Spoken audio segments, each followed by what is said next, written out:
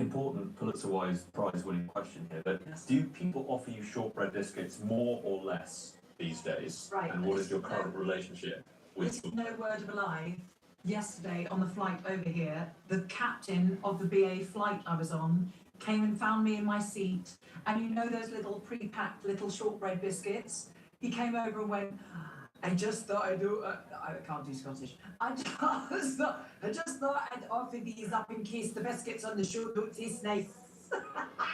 He didn't say hello. He didn't tell me what his name was. I obviously saw from all his pippage that he was the captain of the... And I was like, should you not be flying this plane? Thank goodness for co-pilots, thank goodness for autopilots, because yes, that is a bold gag. Yeah. I mean, seriously. Didn't tell me what his name was or anything, just launched into a biscuit gag. Love it. But I love things like that. I love the idea that in that moment you had your laptop out and you just quickly shut it because, you know, it's what you like to do. Quick laptop shut. Yeah. Yeah, just snap it shut. I'm hoping for at least 12 in this new series.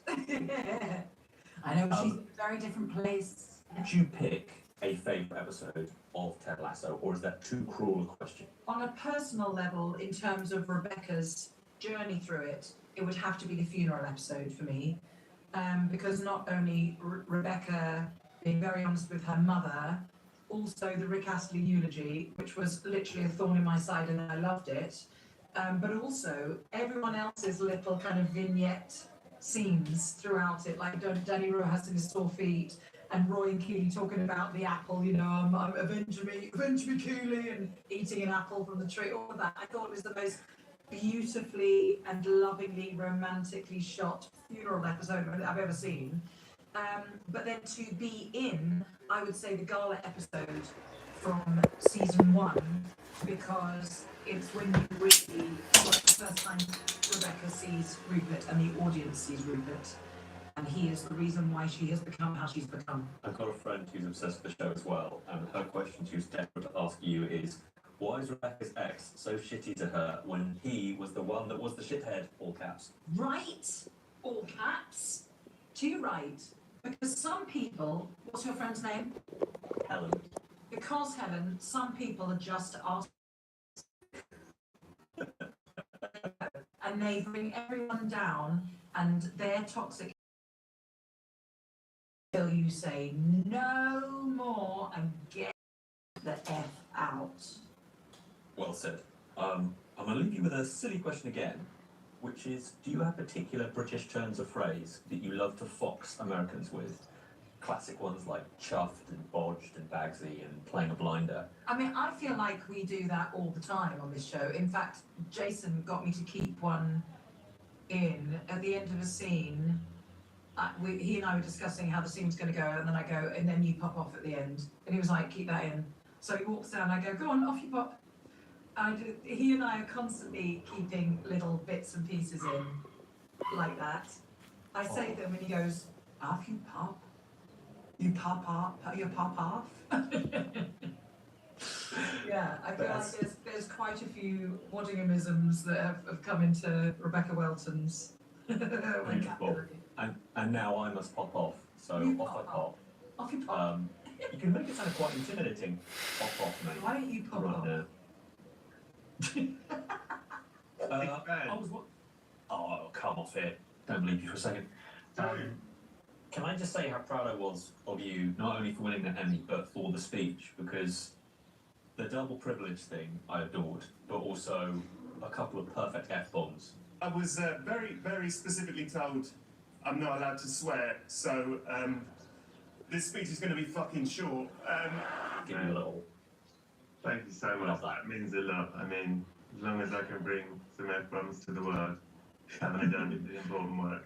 So, that audition tape you sent to Bill Lawrence, that went well. Turned out alright, did it? Or they just couldn't be bothered to keep looking. He will do. Yeah. That's the beginning of any great career. How often do you get people on the street shout at you, he's here, he's there, he's every effing where? Do you get that most days or just some days? Do you know what? I don't get that as much as you might think. I've had it quite a few times. When I do stand-up, I've had it quite a few times when I come on stage. It's sort of I get it less in supermarkets. But I have had a couple of weird interactions where I had it once where a guy walked past me and went, "Fuck off," as he walked past me. And I was like, and then I realised, oh, this is a fan. A really big fan. One that thinks it's going to really work. I've got to say, whilst I do love the swearing, my favourite little sort of Roy beat is him growling at the kid when he's getting his ticket.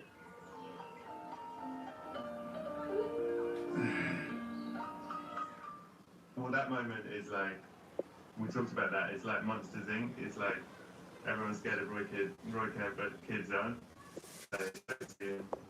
That's nice. Yeah. I like in season 1 when Hannah is singing Let It Go, and Roy, without knowing it, is mouthing along because he knows it so well because of Phoebe. Yeah.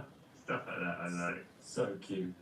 And you must have seen it, and just to remind you of it, of this diagram of he's here, there, Yeah. everything where Roy Kent.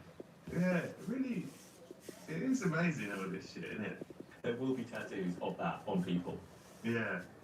I hope they look good. Me too. I've got to say, there is no better photograph on anyone's Instagram page than you in a bin next to Oscar the Grouch. That is... There's no greater moment in my life.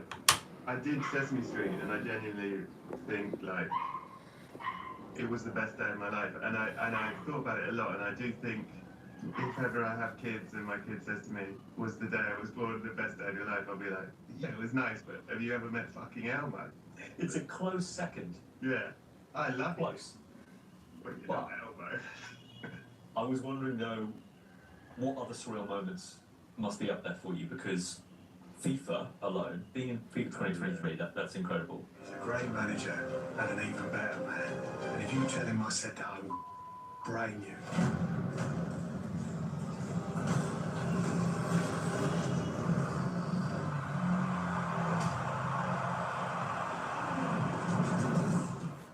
The fact that Nike are now doing the shirts, other massive sports companies are available.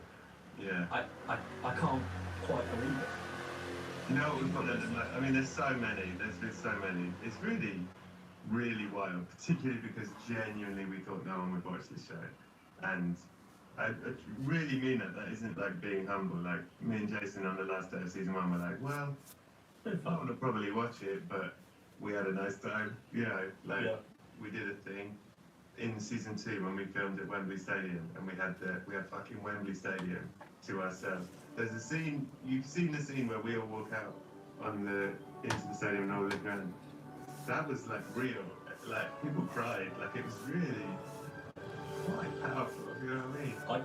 I can believe it. I fully can believe it. I also love that West Ham are now fully on board, and there's this whole crossover. It's just amazing. Yeah.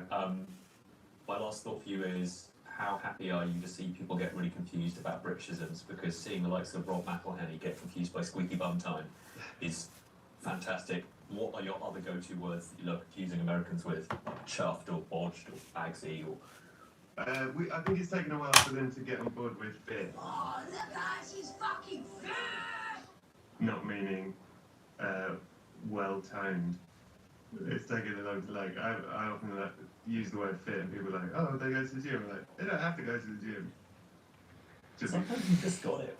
Sometimes you've got that Brett Goldstein, Annie Plum fitness. You know? There's a couple of fit guys talking to each other on the radio. Just a couple of fit guys. We got to go. Thank you so much, Brett. Always Hey, been nice to see you.